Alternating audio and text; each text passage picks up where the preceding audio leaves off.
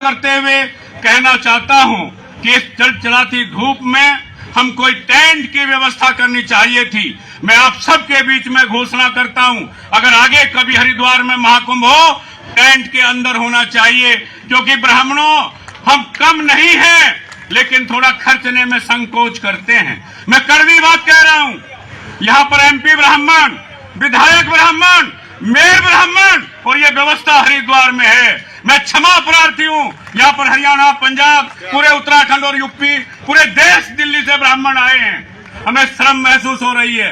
मुझे ही कह देते तो ये आपका छोटा भाई सतपाल ब्रह्मचारी 1 लाख रुपए टेंट के लिए मैं अपने आश्रम से, अपने निजी आमदनी से या बाबाओं के आशीर्वाद से कर सकते थे। इस मंच पर एक एक व्यक्ति ऐसा है, अगर अकेले को आप रिक्वेस्ट कर देते तो टेंट की व्यवस्था, पानी की व्यवस्था, भोजन की व्यवस्था, ये हरिद्वार है।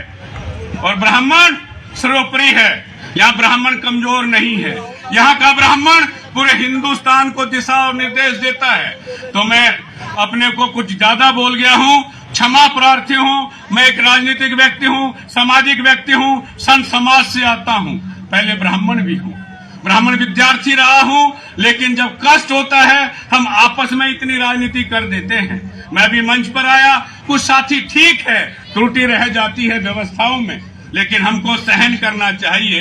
अगर व्यवस्था नहीं हो पाई तो उसकी और व्यवस्था करेंगे, सीखने को मिलेगा, आगे व्यवस्था करेंगे। हमारे कई नौजवान साथी, कल बड़ा अच्छा लगा, हमारे एक नौजवान यहाँ पर जो कैटर्स का काम करते हैं, उनका टेलीफोन आया कि ब्रह्मचारी जी कुछ व्यवस्था मेरे लायक हो बता देना। लेकिन मैंने कहा भाई मैं ज्यादा हस्तक्षेप नहीं करता, मैं राजनीति का छोटा सा कार्य करता हूँ। लोग कह देंगे ये राजनीति करने आ गए, लेकिन अब यहाँ आकर के बड़ा कष्ट हुआ। हमारे पास परशुराम अखाड़े से संबंधित हम अधीर कौशिक जैसा, मनोज द्विवेदी जैसे और हमारे गंगा सभा के अध्यक्ष बहुत दयालु हैं, यहाँ पर हैं। इसलिए भाई आगे अगर कभी महाकुंभ की हरिद्वार में बात करें तो निश्चित मीटिंग करके आप काम करेंगे। मैं बधाई देना चाहता हूं इन साथियों को जो बाहर से आकर, विशाल जी हो, भट्ट जी हो, अनेक ऐसे साथी हैं जो बाहर से आकर के हरिद्वार में महाकुंभ करने की कोशिश की, बधाई के पात्र हैं। और भाई दोषी मैं भी हूं। मुझे अगर ये बता देते कि हमें टेंट और खुले में आसमान में धूप, कड़क जाती धूप और गर्मी में ये सम्मेलन करना पड़ेगा, तो टेंट की व्यवस्था होती।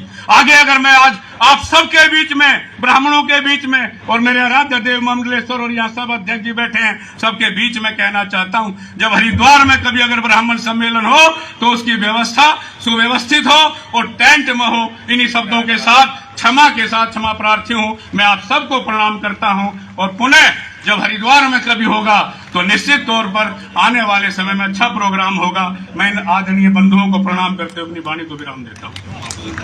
धन्यवाद सतपाल ब्रह्मचारी जी, आपका दुख हमें अच्छा लगा, लेकिन सतपाल ब्रह्मचारी जी से आग्रह कि 1 मिनट हमारी बात को सुनेंगे।